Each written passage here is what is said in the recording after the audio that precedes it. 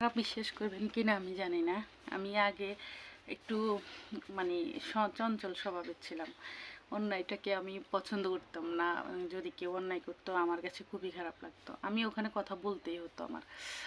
একটা সময় আমাকে আমার পরিবারের সবাই বিরক্তকর মনে করতো। কিন্তু আমি কখনো জেনে শুনে আল্লাহ মাফ করুক কখনো কারো ক্ষতি করিনি। যা করেছি সবার ভালোর জন্যই করেছি।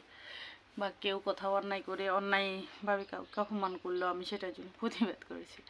আমি যখন দেখেছি সবাই আমাকে পছন্দ করতেছে, আমি একদিন আমার এক মুরব্বি আমার বলতে পারেন যে খালা বা আমার চাচি জেঠির মধ্যে যে কোনো একজন হয়তো আমাকে বলছে যে বোবার কোনো শত্রু থাকে না, আর বোবার অন্দলেরও কোনো শত্রু থাকে না। কিছু কিছু জিনিস দেখেও না দেখার ভান করতে হয়, আবার কিছু কিছু জিনিস শুনেও না শোনার ভান করতে হয়।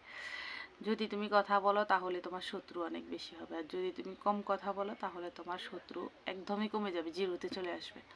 আমি তো ভাই মানতে পারি নাই, কারণ আমার ঘরে মা নাই। আমি যেহেতু মাহার আমি এটা এত কিছু মানতেও পারি নাই। কিন্তু আমি চেষ্টা করতে করতে প্রায় আজকে 1 বছরের মতো চুপ হয়ে গেছি। কে কী করলো না করলো আমার অত কিছুতে খেয়াল নাই। কিন্তু আমার এখন আলহামদুলিল্লাহ আমার মনে হচ্ছে এখন আসলেও কোনো শত্রু নেই।